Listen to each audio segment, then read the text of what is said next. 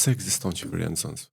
Ekziston këtë komunitetin pra? Pikërisht, që të bëhen, jo vetëm të bëhen bashkë, por që të kultivohen që në fëmijëri me aftësinë dhe me një farë kompetence madje politike për të bërë bashkë, për t'i dhënë zgjidhje, qoftë shqetësimeve problemeve që kanë në përditshmëri, për ta përmirësuar një mjedis saktuar, qoftë edhe për të organizuar pastaj edhe për kënaqësi edhe për rreth pasioneve, kënaqësive, dëshirave kështu me radhë. Po ama i mbar të gjitha këto shtrezime. Pikërisht sepse nis edhe kultivohet kjo aftësi shumë e rëndësishme për funksionimin e demokracisë që në fëmijërinë e hershme.